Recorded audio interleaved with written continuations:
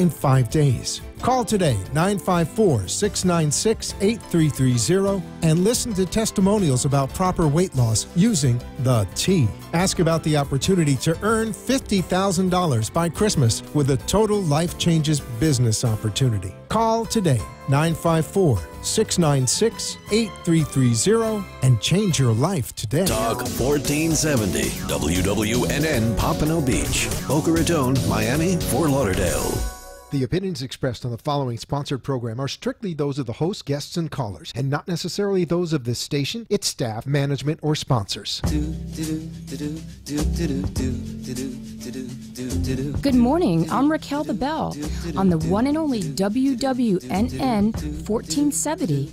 Today in the studio, we have Tracy from We Are the People. You can join her every Monday night from 7 to 7:30 p.m. on her website, WeAreThePeople.tv. Tracy tackles the student loan dilemma and offers viable options.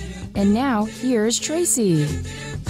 Good evening and welcome to We Are the People, Students for Liberty. This is Jeff Van Treese, not Tracy Marks. Tracy is joining us on the phone this evening. I'd like to welcome all of our listeners on this Monday night. We have a lot to talk about. We're going to be talking about political action committees and dark money in politics, and there's some news revolving around that that just came out this past week. So hopefully we should have an exciting show. Tracy, can you hear me? Yeah, I can hear you. Can you hear me? I can hear you loud and clear. Great, great. So, yes, there is so much information on this one topic. We could probably do about 5 shows on it at least. Oh, certainly, yes. This really sort of, I really like that the more publicity that has come out over dark money is something that I think is really good, because the more people are aware of it, that's really what has allowed it to go on and to become as bad as it has, is that people really aren't aware of it. And so the more that people are aware of it, the more these candidates are going to have to account for the money that that's being donated on their behalf for their political campaigns. And that's eventually going to hopefully have a positive effect in the long run. Well, I hope so, but like you said, so many people don't know about it. And you and I have talked about Citizens United before, and most people don't really understand that either and how it ties in. And then they quote First Amendment rights for corporations, and they should be able to do this. But tonight I want to use the example of the Art Institute, because they do have their own PAC. And so many of these companies, not just the for-profit school industry, do have PACs.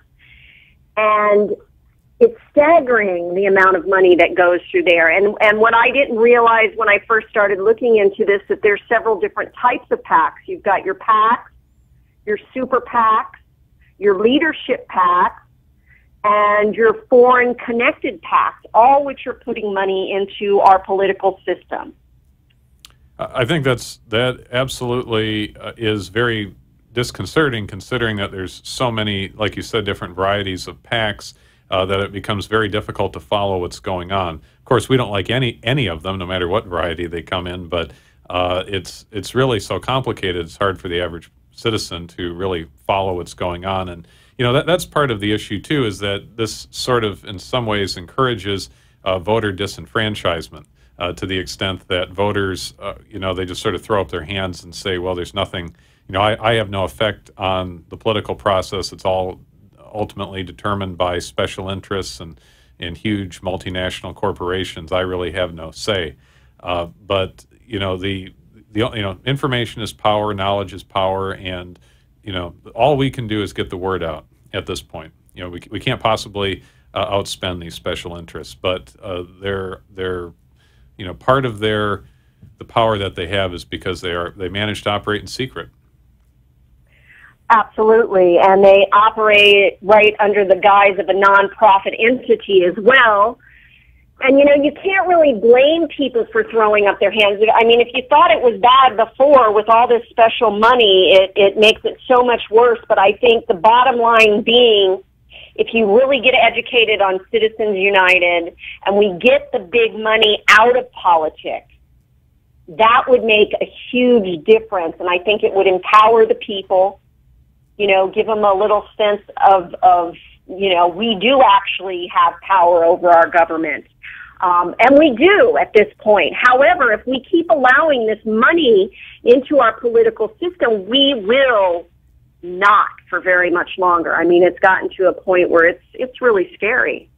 Well, we cease to become a democracy. We have a fraction of 1% of the population whose interests are ultimately being represented by politicians. It was a recent comment that I thought was quite amusing from former governor of Minnesota, Jesse Ventura, and he said that candidates should have to wear NASCAR uniforms that ultimately say who's sponsoring them in the same sense that... I love that. There was a meme on Facebook about that too, and it cracked me up. I totally agree. Just like when Jimmy Johnson, the NASCAR racer, has on his uniform prominently displays Home Depot. They should have, saying President Obama should have one that says Goldman Sachs. Exactly. So, I think we should probably just do a quick primer for those of our listeners that might not have heard our previous shows on Citizens United, just about what it stands for.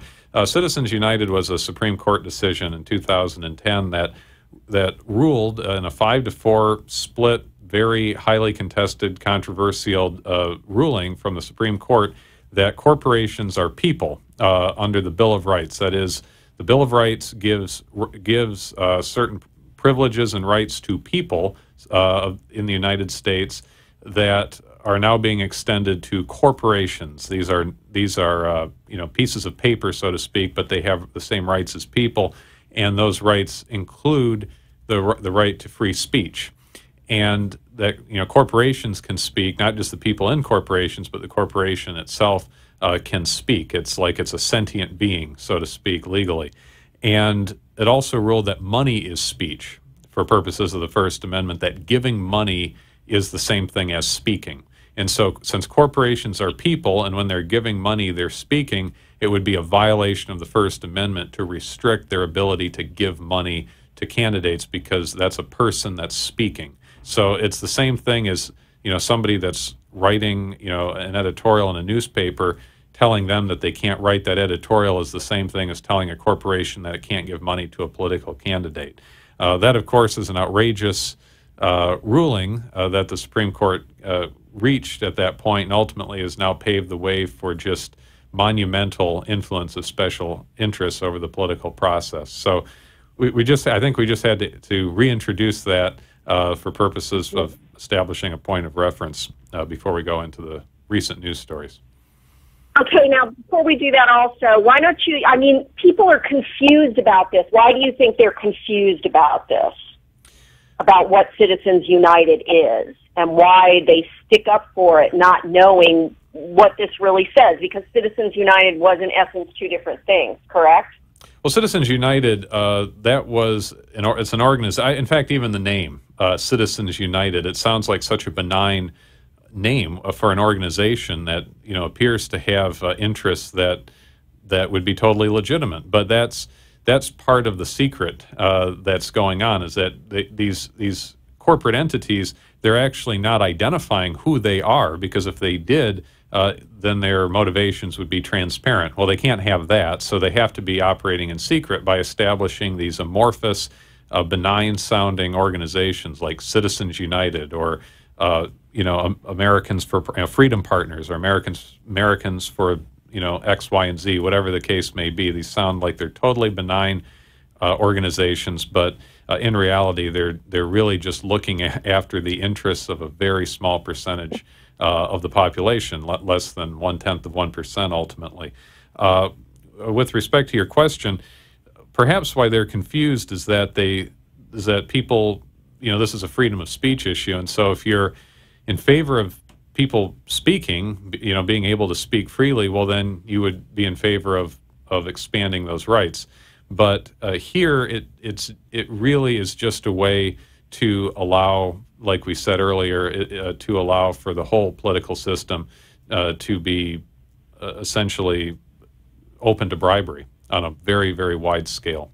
But yes, I think people are getting less related confused. to Hillary Clinton, and people dislike Hillary Clinton, and this all came out about a movie that was supposed to be put out about her.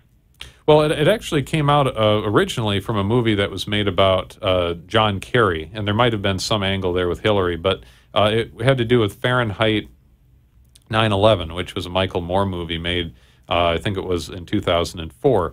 And he was, the movie, of course, demonstrated lots of various actions from former President George W. Bush, and it showed him in a bad light. And the president of Citizens United tried to say that should count as campaign spending for the John Kerry campaign. That was ultimately, he was unsuccessful there, but he managed to use that as an argument for super PACs. That's saying that, okay, well, because John Kerry was separate from Michael Moore, therefore we can have these PACs and super PACs and these political bribery organizations, for lack of a better term, that are separate entities from the candidate running. And through this fiction, they can ultimately influence elections in a way that they never had before. They had, private special interests had always had an influence over the political process, but it's now just gone to such an exponential level that it's quite distressing. True, and then you have 6 corporations that own 90% of mainstream media, so you have about 277 million people that are being fed propaganda, basically. That's right. There's a lot of propaganda on the media, and a lot of it comes not just in what's reported, but what is not reported. Yes. There's a lot of things not reported, and journalism, true journalism has suffered greatly because of this. And I actually will be filming a 2-part show specifically about, it's dealing with religion, because I find it's just easier to take one subject like we're doing with the PACs or one example and show how the changes in the laws and such have influenced these things. And with the deregulation of media in 1980, I mean, they equated media to a toaster, so therefore anything goes, and with that, along with journalism. So I know you have some really great things to talk about, the latest in the news, so I will let you get to that, and then I'll talk about some specific figures with the Art Institute PAC. I think that sounds great. We've been talking about Donald Trump quite a bit, and he's been in the news a lot. He was in the news last week when he was talking about the Make America Great Again Political Action Committee, which had been established to support his campaign. He ultimately denounced that organization and disavowed any use from them to his likeness or supporting his campaign. He also requested that they return any donations because he was disavowing them entirely. Again, reemphasizing that he's self-funded and will continue to be self-funded all the way through the campaign. There's some dispute as to whether he truly is totally self-funded, but for the most part, as we can tell, he is relatively financially independent from certainly any major donors. He's taking in very small amounts of money here and there, but he's not taking in any money from the Koch brothers or General Electric or Westinghouse and so forth. The usual suspects. Where they can demand he do certain things for them or have any expectations. Exactly. So that at least is what we're hearing so far, and I think that's really, really encouraging. Whether or not you like what he thinks about immigration and the Middle East and so forth, you really have to love and appreciate that he's bringing attention to this issue. And the fact that he's coming from the Republican side is perhaps actually an advantage. When Bernie Sanders, for example, is railing against Citizens United, to a large extent he's talking to the choir. But Donald Trump is reaching a lot of mainstream voters and a lot of people on the right that he's now bringing attention to this issue for. So I think, there's never been anyone like Donald Trump in the political process before, ever running for president, and we're really living history for the first time. Everyone thinks, well, he can make it, he can't make it, he's going to fizzle out. I really don't know. It's going to be, this is totally new territory here. It's probably, I mean, in my lifetime, it's been the most exciting, presidential campaign ever. Exasperating, frustrating, entertaining, but definitely different from anything I've experienced before. It really makes you think about the old adage, the enemy of my enemy is my friend, and so forth. And that's sort of the case with Trump, that even if you don't like his immigration policy, you don't like some of his other policies, he's really a thorn in the side of some people that are doing some really bad things. And that includes the special interests and the politicians that they support. And the fact that he is really, throwing a monkey wrench in the works here, I just think is phenomenal. So, he hasn't, I look at it this way, unless and until he becomes commander-in-chief, he won't be deporting anybody. So in the meantime, he can do a whole lot of good with respect to bringing attention to this issue, and hopefully maybe even some meaningful change. Now that the electorate, the public, is becoming more and more aware. Every minute that he's on TV, every minute that he's talking about this, it has to be like nails on the chalkboard to the Koch brothers and the other entrenched political donors that we see. The Koch brothers are actually richer than anyone. If you take their combined interest, they're richer than Buffett and Gates, if you think of them collectively. So, I mean, we're talking about really one family, two people that are really just controlling the entire political scene as far as who becomes president in a very major way. So I haven't heard Trump take the Koch brothers on, but he's talking about, more about special interests generally. I had, back on my show a few months ago, actually, I had Bradford Cohen on, who is a former Apprentice contestant, and I was asking him, I said, do you think that Trump's going to eventually go after the Kochs? And he wasn't sure, but he thought that it might happen as time goes on. He's going to get more aggressive and start naming names individually as opposed to talking about it more just on a general level, which he is now. But he's calling for all politicians, or rather all presidential candidates, to denounce and disavow all political action committees, and I absolutely love it. Of course, they won't do it, but they're going to look like they have egg on their face, certainly at the next debate and in the next number of weeks as we go on this election. Hopefully, the collective short-term memory of the American public is not so short that we're going to be forgetting about this soon. I hope that this stays on the forefront of everyone's mind. And I think the only person on the planet that's capable of keeping it there is Donald Trump. As crazy as that sounds, he's the only person that's capable of keeping this on the forefront of public consciousness. And we have to be grateful for that, because it is a issue that is, very, very important and very overlooked. And I'd like to take the opportunity right now to mention OpenSecrets.org. Yes. Okay, it's OpenSecrets.org, Center for Responsive Politics. And if you go on to that website, you can actually look at all the donations that are being made to these PACs. You can look up when these PACs were started. There are links to see when they were filed for. That being said, you can't... The more I look into this, the more it just seems very plotted out because, for instance, EDMC, the Art Institute's parent company, corporate company, they filed for their PAC at the end of 2009, August 28th, 2009, and they hand-delivered, is when they signed the papers, and they hand-delivered those papers on August 31st. Okay, they, had been receiving money. Well, it says it started with zero, but yet, when you look farther into it and you see the donations, there were three donations of $5,000 that came in from three of the top executives of EDMC. Now, when I'm talking EDMC, I don't mean just the corporate end of it. They involve these three particular, Todd Nelson, John R. Klein, and Jock McKernan. they're all top executives in different areas of EDMC. You've got the Art Institutes, but you've also got several other colleges that are under that umbrella. So that being said, you can look at the different PACs.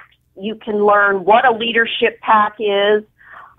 You can see which PAC donates to which PAC. It also, if you go to a leadership PAC, those are represented by people.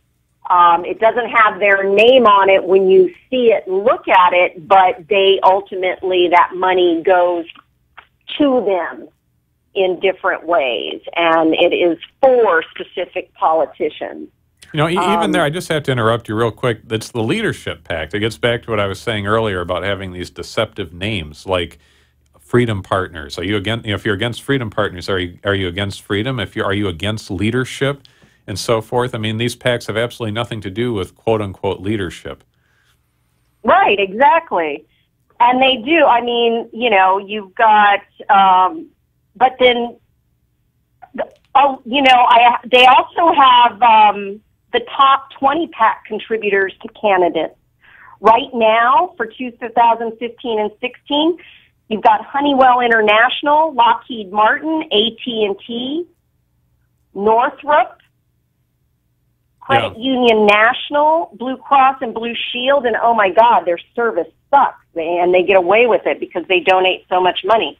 Well, they want to become monopolies. In other words, I think it's amazing how they say we're a capitalist system, which is built upon competition, but we're really not. We're actually a state capitalist system where, we have huge exponential growth of corporations is not based on having a competitive edge over other businesses that are engaged in their field. Rather, it's based on the business's access to government. And that's how they become these huge, bloated, morbidly huge corporations they're too big to care.